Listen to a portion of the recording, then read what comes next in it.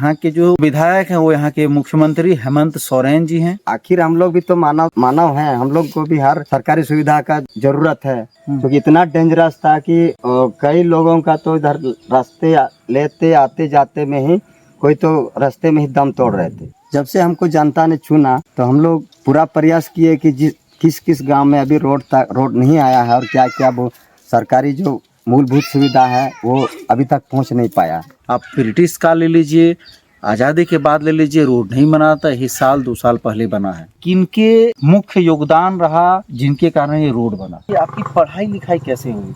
जब आप बचपन में होंगे तो आपके पास जो जाने के लिए रोड नहीं होगा, संसाधन नहीं होगा। अभी मैं आप लोगों को पूरे पहाड़ काट करके रास्ता बनाया गया वो दिखा। ये देखिए, यहीं से यहाँ तक नक्शा में, ये जो आप देख रहे हैं ये चिन्ह, यहाँ तक नक्शा में रास्ता है और यहाँ से जो जंगल का एरिया शुरू होता, रही जंगल का एरिया होने के कारण यहाँ पे रोड नहीं बन पा रहा था। और यहाँ पे सबसे बड़ी मजबूरी थी, फॉरेस्ट था, पहाड़ी एरिया था, जंगली एरिया था। यहाँ पे फॉरेस्ट का क्लियरेंस कैसे मिलता? आप ब्रिटिश काल ले लीजिए, आज़ादी के बाद ले लीजिए, रोड नहीं बना था, ये साल 2 साल पहले बना है। अब यहाँ पे हम लोग चलते हैं, यहाँ के जो मुखिया जी हैं उनसे बात करेंगे आखिर कैसे जो है रोड बना, किनके प्रभाव के कारण रोड बना। ये हमारे साथ बड़ा अमरपुर पंचायत के जो है मुखिया जी हैं और ये जो जिला पड़ता है गोड्डा जिला है और गोड्डा जिला के बुआरीजोर ब्लॉक में है। और यहाँ के मैं पहले भी बताया हूँ और अभी भी बता रहा हूँ कि यहाँ के जो विधायक हैं वो यहाँ के मुख्यमंत्री हेमंत सोरेन जी हैं। और यहाँ के सांसद गोड्डा जिला होने के बाद ये नहीं सोचे ही इस गोड्डा के सांसद निशिकांत दुबे हैं। ये गोड्डा जिला है लेकिन यहाँ के सांसद माननीय विजय हांसदा जी हैं। आखिर आज़ादी से लेकर के अंग्रेज कालखंड सारे जो पीछे हम पूरा हिस्ट्री को जोड़ दें तो रोड नहीं बना, हाल फिलहाल में रोड बना। तो सबसे पहला मेरा सवाल आपसे ये रहेगा मुखिया जी कि किनके मुख्य योगदान रहा जिनके कारण ये रोड बना? सबसे पहले जितना जो आप लोग मीडिया बंधु हैं मेरे ओर से नमस्कार जोहार। और हम ये बोलना चाहेंगे इसमें, जहाँ तक आज़ादी के बाद से हम लोग जितना जो पहाड़ी क्षेत्र में जो बसे हैं, मोटा मोटी हम लोग का 3000 समथिंग जनसंख्या होगा ऊपर में। माने पहाड़ी पे आप लोग 3000 के आसपास है? हाँ, 3000 लमसम में हम लोग जनसंख्या है। हाँ। वहाँ मोटा मोटी 10 गांव ऊपर में पड़ता है, 10 गांव पहाड़ी ऊपर क्षेत्र में पड़ता है। उसमें हम लोग का बाप दादा सब भी गुजर गए हैं और आज तक जो मेरा उम्र 35-36 उम्र हो रहा है, कहीं रोड का कोई दर्शन नहीं हुआ था। तो इसमें स्थानीय जो प्रतिनिधि का भी उसमें भूमिका रहती है कि उसको कैसे किस गांव से रोड जोड़ा जाए, बिजली जोड़ा जाए। यहाँ का जो विधायक जी हैं वो मुख्यमंत्री हैं और उनको उनसे वहाँ उन तक में पहुँच पाना संभव नहीं है। और जो ज़मीनी लेवल से देखा जाए तो उसमें मुखिया का दायित्व रहता है कि हम हर गांव को कैसे कोई भी सरकारी योजना से हम लाभान्वित करें। तो उसमें सबसे पंचायत का मुखिया दायित्व होता है तो उसको आवाज़ उठाने का। तो जब से हमको जनता ने चुना तो हम लोग पूरा प्रयास किए कि किस किस गांव में अभी रोड नहीं आया है और क्या क्या वो सरकारी जो मूलभूत सुविधा है वो अभी तक पहुंच नहीं पाया। तो हम लोग ने इसी तरह हम लोग बैठा किया। इसके बाद सारा ग्रामीण लोग पी करके जमा होकर के इलेक्शन लड़े, जीते। इसके बाद इसी तरह हम लोग आवाज़ उठाए मीडिया के सामने। आवाज़ मुख्यमंत्री तक पहुँचे? हाँ, पहुँचे।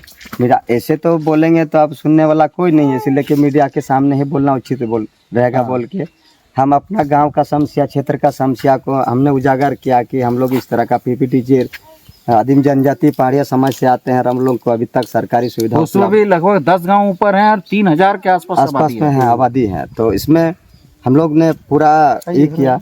इसके बाद मीडियाबाजी होने के बाद इसमें DC सर का पूरा जिला का विभाग लोग आए और मेरा बड़ा किरलो गांव में ही सारा प्लानिंग मतलब किए और पूरा प्रोग्राम हुआ। इसके बाद दूसरा तीसरा दिन से ही इसका सर्वे होना चालू हुआ। तो हम लोग को आशा लगा कि चलो भाई हम लोग अब थोड़ा सा मानवता के रूप में जिएंगे। तो हम इसमें बोलना चाहेंगे तो कहीं ना कहीं जनता हमको सहयोग दिया, जिताया। तो मेरा आवाज़ जगह तक गया, इसके वजह से आज रोड दिख रहा है। मतलब कुल मिलाकर के कहा जाए तो ये सबसे पहला जो आप प्राथमिकता दे रहे हैं, श्रेय दे रहे हैं, तो यहाँ के जनता को है, इनका जनता जिन्होंने का है। आपको जिताया।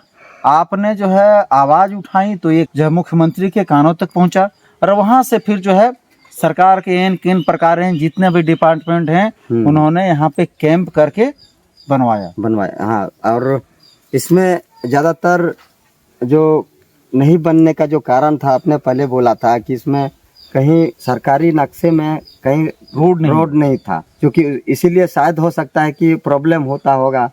लेकिन फिर भी आखिर हम लोग भी तो मानव हैं, हम लोग को भी हर सरकारी सुविधा का जरूरत है। हम लोग आवाज़ बुलंद रखे तो आज सरकार तक गया कानों कान आवाज़, तो आज हम लोग को क्या बोलेंगे, उसमें हम लोग गधा जन्म से उतर गए नीचे, ऐसा लग रहा है मुझे। एक चीज़ तो मुझे जो लग रहा है कि यहाँ के अगर आपके विधायक इतने पावरफुल, अगर यहाँ के विधायक अगर मुख्यमंत्री नहीं होते तो इतना लंबा चौड़ा जो पहाड़ जो फॉरेस्ट विभाग के अंदर था, कोई दूसरा जो है व्यक्ति क्लियरेंस नहीं दिला पाता हमारी समझ से। क्या इस बात को आप मानते हैं, इत्तेफाक रखते हैं? हम इस बात से मैं सहमत हूँ, क्योंकि हर विधायक मतलब क्षेत्र में होते हैं, क्योंकि अभी जो सीएम सर हैं तो अपना मतलब मुख्यमंत्री हैं, तो जरूर मतलब दूसरा रहता तो हमको जहाँ तक लग रहा है कि नहीं कर पाते हैं, क्योंकि विधायक भी हैं और मंत्री भी हैं, इसलिए के शायद हुआ होगा, मेरा आवाज़ उनके कान तक पहुँच गया होगा। और सारे लोग भी यही सोचेंगे कि इतनी बड़ी काम जहाँ पे नक्शे में रास्ता नहीं है, उसके बाद जंगल है, पहाड़ी है, घाटी नुमा स्ट्रक्चर है, उसके बाद इस तरह का घाटी है जो मैंने आपको पहले भी अभी बता रहा हूँ कि ये रांची जाने वाले सिकंदरी घाटी से भी डेंजर है। उस तरह जो है सरकार के द्वारा वैसे जगहों पे रोड बनाया गया, पीसीसी बनाया गया। इसके लिए हमारी ओर से एक बार और मुख्यमंत्री और यहाँ के जिला प्रशासन को और यहाँ के जो स्थानीय मुखिया हैं जिन्होंने आवाज़ उठाई, और सबसे बड़ी बात मुखिया जी को धन्यवाद के पात्र इसलिए हैं कि जनता का कहना था कि जिन्हें हम चुनेंगे उन्हें हमारे लिए आवाज़ उठाना होगा, और जनता के विश्वास पे मुखिया जी खरे उतरे, और सबसे पहला आवाज़ उठाने वाले यही स्थानीय मुखिया जी हैं, जिनके द्वारा आवाज़ उठाई गई तो सरकार के कानों तक गया। उसके बाद तमाम पदाधिकारी अधिकारी आकर के यहाँ पे सर्वे किए, और आज यहाँ पे रोड जाने को तैयार है। अभी हम लोग पीछे मेरी गाड़ी है, इस गाड़ी से हम लोग पूरा पहाड़ को पार करके आए हैं। अच्छा, एक चीज़ बताइएगा, जो लास्ट सवाल है आपसे, मान लीजिए कोई बीमार हो जाते होंगे, रोड अभी तो एम्बुलेंस पहुंच रही होगी ना? जी एकदम, ऑलरेडी अभी तक हम लोग का जो विशेष पहले जो था, जो रोड बनने के पहले मेरे पास कुछ शायद वीडियो क्लिप होगा, हम आपको दिखा भी सकते हैं, क्योंकि इतना डेंजरस था कि कई लोगों का तो इधर रास्ते लेते आते जाते में ही कोई तो रास्ते में ही दम तोड़ रहे थे। तो अभी खास करके डिलीवरी पेशेंट उन लोगों के लिए तो और मुसीबत था कि अब खटिया से इधर से 4-5 आदमी वहाँ से लेके यहाँ गाड़ी तक उठाना पड़ता था, ऐसा मनोबत में थे। लेकिन अभी तो यहाँ एक कॉल करते हैं तो गाड़ी घर तक पहुँच जाती है। आप एक चीज़ में बताने का कोशिश करेंगे कि आपकी पढ़ाई लिखाई कैसे हुई?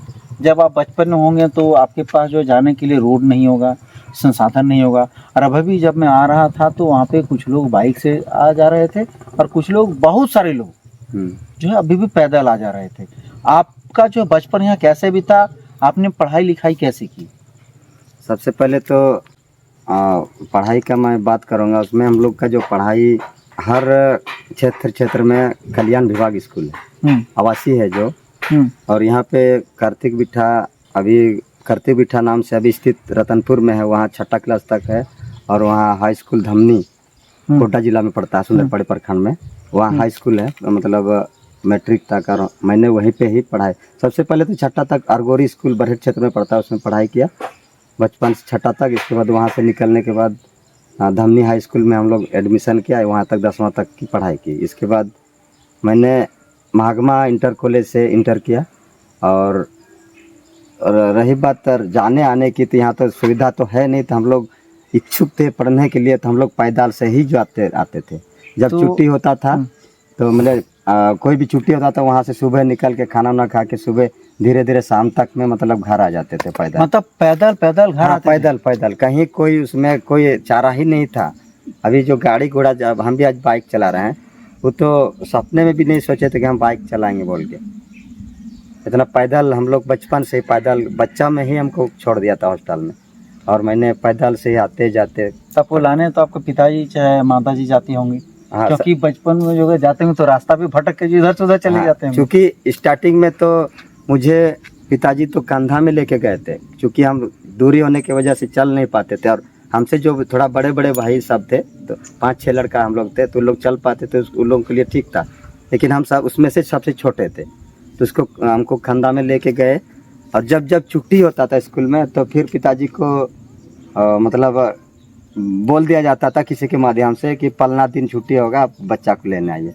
तो फिर पिताजी जाके कंधा में ढो के लाते थे घर। अच्छा, आप लोग के यहाँ नेटवर्क का जो है कब पहुँचा? नेटवर्क, क्योंकि मैं देखा तो वहाँ पे हाँ। जियो का आपका नेटवर्क था, एयरटेल में थोड़ा बहुत जो है नेटवर्क 2016-17 में शायद यहाँ माधोमासी में जियो का टावर गड़ा था, 16 या 20 को शायद। इसके बाद फिर 21, 22, 23 इस बीच में जियो का ही पूरा एरिया में चलता था। अभी 22 के बाद 23 में एगो चपड़ी में एयरटेल का नेटवर्क मेरा ही रीजन में हुआ है। इसके बाद यहाँ बगल में फिर तेतरगंजी बोल के मतलब आप लोग के यहाँ अगर बात करें हम टेलीकॉम सेक्टर में, तो सबसे पहला जियो ने आपके यहाँ एंट्री मारी 2020 के आसपास। 20 के आसपास में। इसके बाद फिर एयरटेल कम किया गया। पुराना कंपनी एयरटेल माना जाता है, लेकिन यहाँ तो जियो फर्स्ट है। हाँ, जियो पर, चूँकि एरिया में पूरा एरिया में एक ही जियो का टावर था, उसी से जितना यूजर हम लोग यूज करते थे। इसके बाद 4-5 साल बाद एयरटेल आ गया। एयरटेल का भी दोनों में कम हो रहा है, जियो भी हो रहा है, नेटवर्क अभी फ्लॉप हो जाता है। फिर भी अभी तो ऊपर में हम लोग के ऊपर में फर्स्ट एयरटेल ही चलता है और नीचे जियो चलता है। कुल मिला के बराबर ही अभी काम हो रहा है। ठीक है मुकेश, बहुत बहुत धन्यवाद।